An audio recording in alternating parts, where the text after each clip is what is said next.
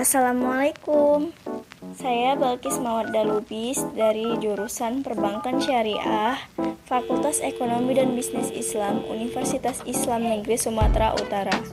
Di sini saya akan membahas tentang materi obligasi. Sebelumnya yang saya hormati Ibu dosen pengampu selaku dosen jurusan Perbankan Syariah Matematika Keuangan, yaitu Ibu Siti Suaibah Nasution, SPD, MSI. Baiklah, langsung saja kita bahas ke topik pembahasan. Yang pertama, pengertian obligasi. Obligasi tidak berbunga dan berbunga, perhitungan harga wajar, dan yang terakhir, yield obligasi. Baiklah, langsung saja kita jelaskan tentang pengertian obligasi. Obligasi yaitu konfirmasi atas utang perusahaan yang akan dibayar sesuai nominal yang akan dibayar pada saat jatuh tempo. Maksudnya itu adalah surat utang jangka panjang dengan periode yang telah ditentukan untuk pengembalian dana dengan pembayaran bunga secara berkala yang dikeluarkan peminjam atau emiten kepada pemberi pinjaman atau investor. Obligasi ada dua macam, yaitu obligasi tidak berbunga dan obligasi berbunga. Obligasi tidak berbunga, yaitu tidak memberikan bunga sama sekali dan hanya pelunasan sebesar nilai nominal pada saat jatuh tempo. Sedangkan obligasi berbunga, yaitu obligasi yang memberikan bunga secara periodik kepada pemegangnya. Harga wajar obligasi tidak berbunga dapat dihitung dengan persamaan berikut. P sama dengan F dibagi 1 ditambah I pangkat N. Baiklah, kita masuk ke contoh soalnya. Sebuah obligasi tidak berbunga bernilai 50 juta rupiah akan jatuh tempo dalam waktu 15 tahun. Jika investor mengharapkan yield Y12 sama dengan 15% PA, tentukan besarnya harga wajar obligasi tersebut. Penyelesaian.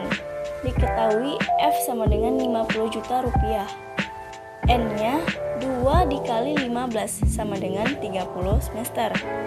Yang I sama dengan 15% dibagi 2, yaitu 0,075. Maka P-nya, masukkan rumus. P sama dengan F dibagi 1 ditambah I pangkat N. Jadinya 50 juta rupiah dibagi 1 ditambah, masukkan I-nya tadi 0,075 pangkat 30. Pangkat 30-nya itu N. Jadi hasilnya yaitu 5.711.051,50 rupiah.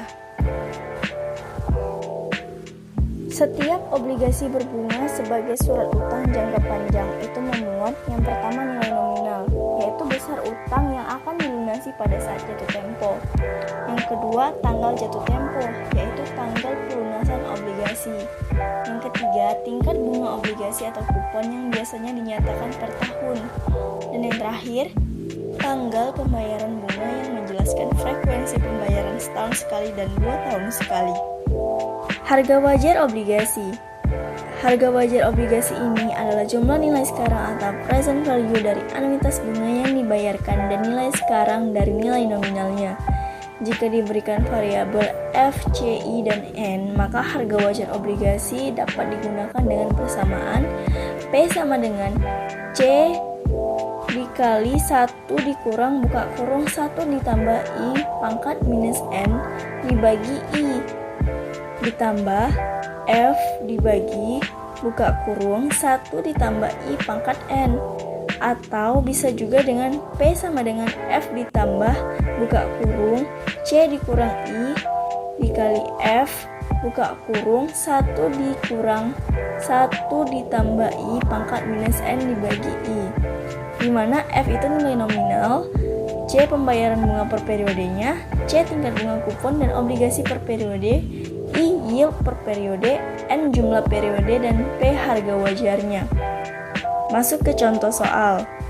Sebuah obligasi bernilai nominal 100 juta rupiah dengan bunga J12 sama dengan 12% jatuh tempo dalam 10 tahun. Tentukan harga wajar obligasi jika investor mengharapkan yield 10 per tahun. Penyelesaian. F-nya kan 100 juta rupiah. C-nya itu 12% dibagi 2, jadi dapat hasilnya 0,06. C-nya itu 0,06 dikali F. F-nya tadi 100 juta rupiah, jadi dapatlah 6 juta rupiah. Terus N-nya itu kan 10 tahun, jadi 10 dikali 2 sama dengan 20 semester. I-nya itu kan tadi 10%. 10% dibagi 2 sama dengan 0,05. Masukkanlah rumusnya.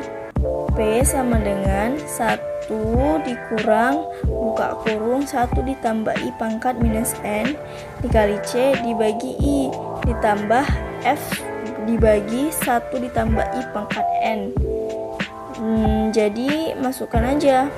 Berarti 1 dikurang buka kurung 1 ditambah I-nya tadi dapat 0,05 pangkat minus 20 N-nya kan, baru dikali 6 juta rupiah C-nya, baru dibagikan I-nya tadi yang 0,05, baru ditambah F-nya tadi 100 juta rupiah dibagi 1 ditambah 0,05 dikali pangkat 20.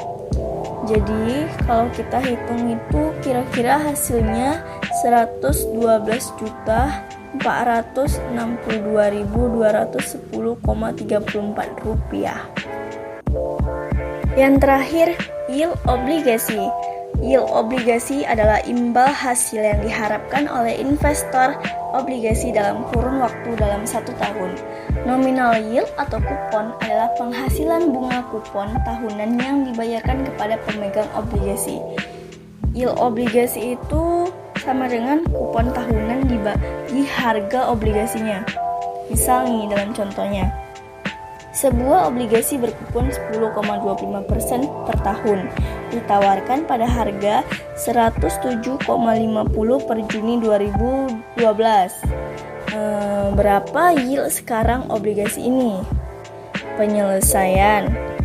Yang diketahui adalah kupon tahunannya yaitu 10,25% kan? Baru harga obligasinya tadi 107,50. Masukkanlah yang tadi, yieldnya itu yang kupon tahunan dibagi harga obligasi. Jadi tinggal dibagikan aja. 10,25% dibagi 107,50. Jadi dapat hasilnya sekitar 0,095%. Selain yield sekarang, ada juga yield to maturity atau YTM. Secara sederhana adalah tingkat pengembalian yang akan didapatkan oleh investor obligasi jika investor tersebut memegang obligasi tersebut sampai waktu jatuh temponya. Untuk menghitungnya menggunakan persamaan yield sama dengan 2C dibagi R tambah P ditambah 2 dikali R dikurang P dibagi N R ditambah P, di mana C kupon obligasi, yang P harga obligasi, dan R presentasi harga penebusan. Kita masuk ke contoh soalnya lagi. Sebuah obligasi bernilai nominal 200 juta rupiah dengan bunga J12 sama dengan 12% dan jatuh tempo pada tanggal 1 Juli tahun 2022. Ditawarkan pada harga 107,25 per 1 Juli tahun 2010. Maka hitung besarnya nilai yield J12. Penyelesaian. F-nya diketahui kan 200 juta rupiah. C-nya itu 12% dibagi 2 sama dengan 6%. P-nya itu tadi 107,25%. Sedangkan yang N-nya 12 dikali 2 sama dengan 24. Kalau R-nya itu adalah 100%. Masukkanlah rumus yang tadi. Yield 2C per R tambah P. Ditambah 2 dikali R dikurang P dibagi N dikali R tambah P. Jadi 2 dikali 6% dibagi 100% ditambah P-nya tadi 107,25%. Baru ditambah lagi 2 dikali 100% dikurang 107,25% dibagi 24 dikali 100% ditambah 107,25%. Maka kalau kita hitung-hitung, itu hasilnya 0,054985927, atau jika dibulatkan ke persennya 5,5%. Baiklah, itu saja yang bisa saya sampaikan. Mohon maaf bila ada kekurangan.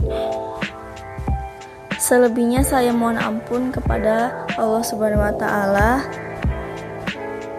Dan untuk kepada ibu dosennya, mohon dapat memaklumi.